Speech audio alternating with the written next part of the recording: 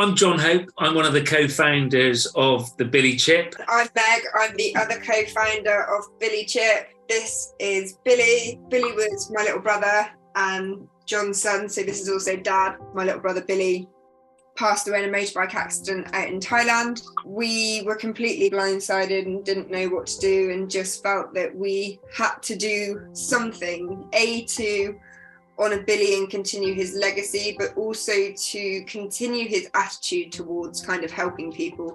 He had a job as a non-emergency care assistant, so his role was to drive the ambulance. He would take old ladies to go and have dialysis and things like that in hospital, and he was always in trouble all the time he came home from work.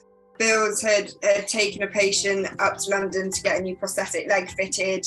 The guy had sort of said, God, I'm going to have to go out and I can finally buy a proper pair of shoes, because for so long I've only ever had the necessity for one. And Billy went, oh, well, what sort of shoes do you like? And the guy had said, I've been looking at this pair of Nikes, I've absolutely loved them. And so Billy drove straight down Oxford Street and parked up outside and went, come on then, mate, let's go and get your first proper pair of shoes. He got a big black mark against his name in the book for that. Just before he left, he had a patient that he'd taken in, which was a mum and a young boy that wasn't very well. And the doctor had called the mum back in to have a conversation, which didn't look like it was going to be particularly positive. Billy had taken him down to the shop in the hospital and bought him whatever he'd asked for, a packet of sweets, this, that and the other, straight out of his own money. And the mum had come back and said, you didn't need to do that. And that was just... That was the guy he was. Yeah. The BillyChip was Billy's idea. He'd had a chat with Dad about why he always just chucks his leftover change into a pot. Why would he not hand it to somebody on the streets? And these sort of usual things that most people come up with, not having enough time, not having any cash on you, and the worries about where that donation would go. Would it be misused for drug, alcohol? Would it create more issues? Would it keep people on the streets? And Bill's just said, it's such a shame that there's not a token then that you could give to somebody to go and grab whatever food or drink they want if they've got any food allergies, that's all covered. And just to recognise people again. And then COVID kicked in and we are becoming a cashless society. There's sort of no doubt about that. And so this idea is just brilliant, and it is a solution to so many issues. And that's what we do. Billy hadn't had a funeral or anything like that. So we then decided that the best thing we could do would be to have a memorial service in his memory, and have it something that was really sort of more fitting to Billy being 20 years old. So we organised to have a small memorial service / I guess sort of festival. And then that very rapidly expanded into 1,000 people in our garden and Professor Green turning up and doing a surprise gig. That allowed us to do a fundraiser, and we raised the money to be able to launch the trial of the BillyChip. I guess it resonated with the local newspaper.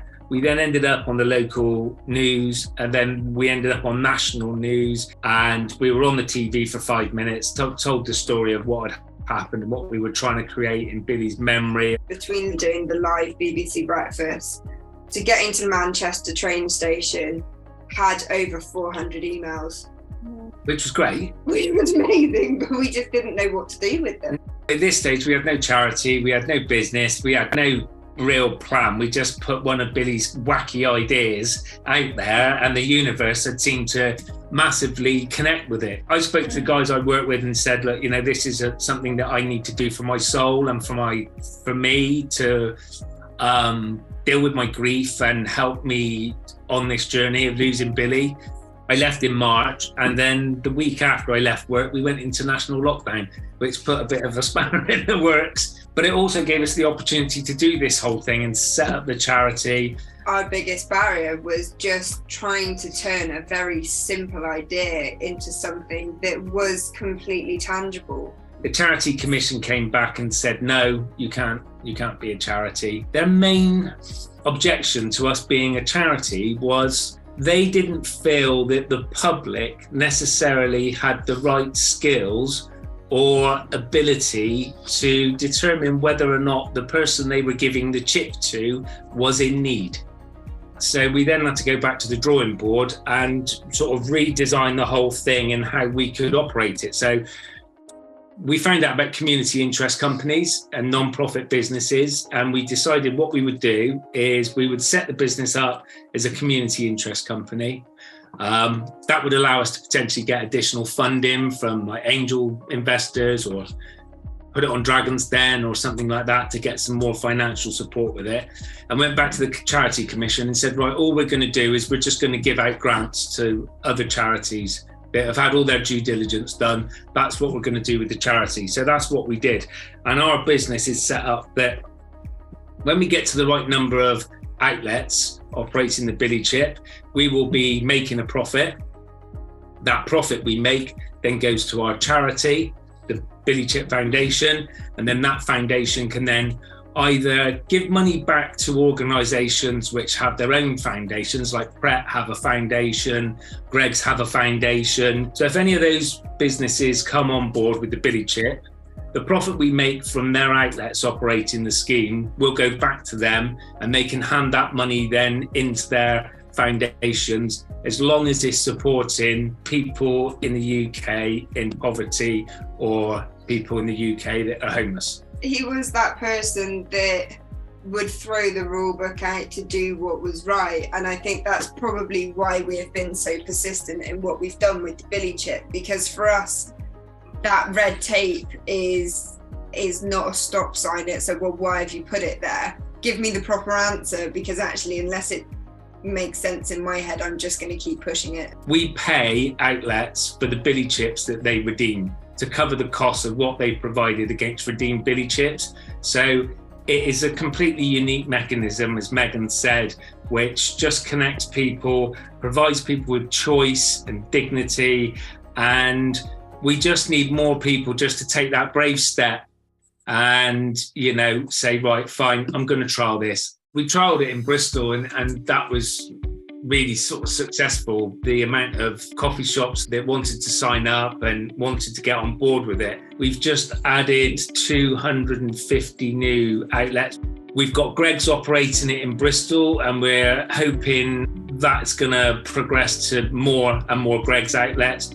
All the staff love it. They've seen some really positive changes to their business since they've been operating the BillyChip. A reduction in antisocial behaviour, seen a reduction in violence towards staff. They've seen a reduction in shoplifting. We've got great support from the police. We've got great support from local councils and other charities. On the 27th of March, it will be the 5th anniversary of losing Billy. Co-op Central have decided that that's the day they're going to launch it, and they'll be able to exchange a BillyChip for a Costa coffee or an Insomnia coffee, or they'll be able to exchange a couple of BillyChips for a meal deal, which is amazing. And wouldn't it be incredible if we did this again in a year's time and we had Tesco's local, Sainsbury's local, all those convenience stores operating the BillyChip? The long-term aims of the BillyChip, to be honest, is 2 words, and it's world domination, because we don't see any limitations to what we do.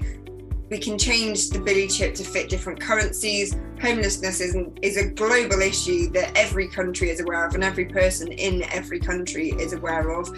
And the fact that we are becoming a cashless world is also something that everybody is becoming aware of. Yeah, there's absolutely no reason whatsoever why charity shops couldn't trade BillyChips for clothing, shoes, books, whatever it is that someone might need to help them through the day. If the CEO of Costa Coffee or Starbucks or Pret or anyone like that's listening, then just do a trial, because the positive impact this has on your business for your customers and your staff and people within your community is completely unique, and it costs you nothing. Just try it in a couple of stores and just see how the BillyChip works for you.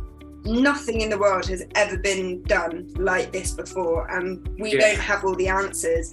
And there will be people on here that are listening that go, oh, well, that sounds a little bit like something that I might have done, or a little bit like something that I could help with.